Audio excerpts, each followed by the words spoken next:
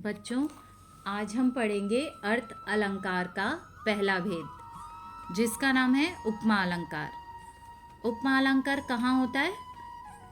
जब काव्य में उपमेय और उपमान में समानता दिखाकर उनकी तुलना की जाती है, यानी उन काव्य पंक्तियों में जहाँ पर उपमेय और उपमान में कुछ एक जैसी बातें दिखाई जाती हैं और उनकी आपस में तुलना की जाए, तो वहाँ उन पंक्तियों में उपमा अलंकार होता है। जैसे आप उदाहरण देखो, कर कमल सा कोमल है, यानी यहाँ पर किन दो चीज़ों की तुलना की गई? एक तो कर और एक कमल। कमल और कर। कर क्या है? कर का अर्थ होता है हाथ। हाथ कमल सा, कमल तो आपको पता ही है, फूल होता है कमल का। तो कर जो है, हाथ जो है वो कमल की तरह, बिल्कुल कमल के फूल की तरह कोमल है। तो दो चीज़ों की तुलना की गई, एक हाथ और एक कमल का फूल, जिसमें हाथ जो होगा वो उपमेय होगा। वो क्या होगा? वो उपमेय है। क्यों? क्योंकि जिसकी तुलना की जाती है, यहाँ पर हाथ की तुलना की जा रही है फूल से, इसलिए हाथ उपमेय है। और जिससे तुलना की जाती है, हाथ की तुलना किससे की जा रही है? कमल से की जा रही है। तो कमल हमारा इस उदाहरण में उपमान हमारा कमल है। तो आपको समझ आ गया उपमान और उपमेय क्या है? जिससे तुलना की जाए वह उपमान होता है और जिसकी तुलना की जाती है वो उपमेय होता है। तो अन्य उदाहरण देखें, जैसे मुख बाल रवि सम लाल होकर ज्वाला सा बोधित हुआ। अब यहाँ पर किन दो चीज़ों की तुलना की जा रही है? आप देख रहे हैं, मुख, मुंह, बाल, यानी बच्चे के मुख की तुलना की जा रही है। किससे की जा रही है? रवि सम।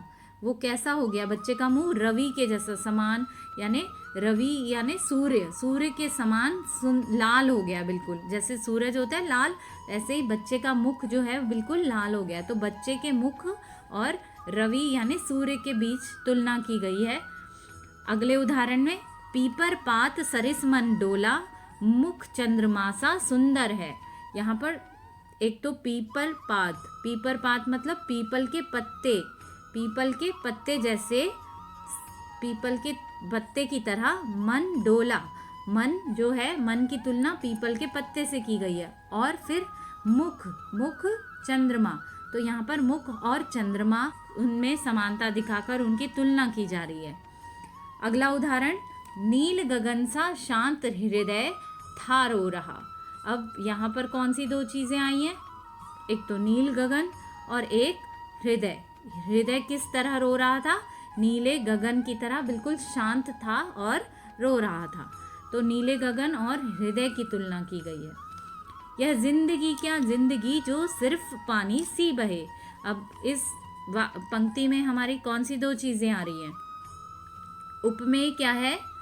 उपमेय जिससे तुलना की जाती है। तो किससे तुलना की जा रही है? पानी से। और किसकी तुलना की जा रही है? जिंदगी की। उपमान क्या होते हैं? जिससे तुलना की जाती है। यहाँ पर किससे तुलना की जा रही है? पानी से।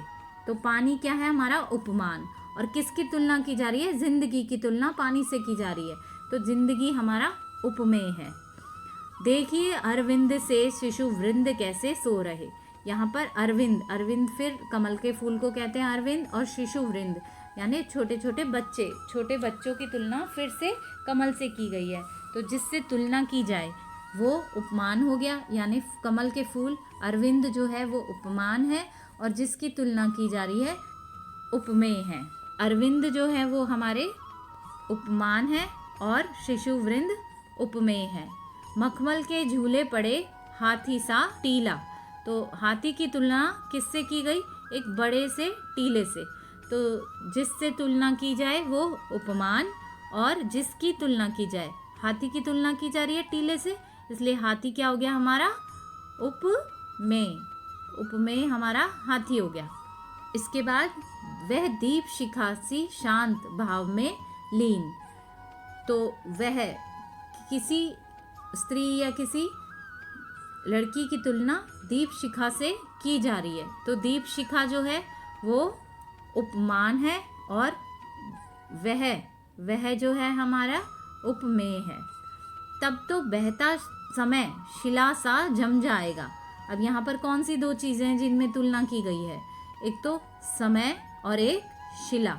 शिला की तरह समय जो है जम जाएगा। शिला मतलब चट्टान, तो समय जो है वो जम जाएगा। तो जिससे तुलना की जाए, शिला से तुलना की जा रही है, तो शिला हमारा उपमान हो गया और समय हमारा उपमेय हो गया, क्योंकि समय की तुलना शिला से की जा रही है। हाय फूल सी कोमल बच्ची हुई राख की ढेरी थी। तो यहाँ पे किन दो चीज़ों की तुलना की गई? एक तो फूल सी कोमल बच्ची की, तो और दूसरी चीज़ है राख की ढेरी। तो राख की ढेरी क्या है? उपमान है, क्योंकि इससे तुलना की जा रही है। और किसकी तुलना की जा रही है? फूल सी कोमल बच्ची, उसकी तुलना की जा रही है राख की ढेरी से। इसलिए फूल सी कोमल बच्ची उपमेय है।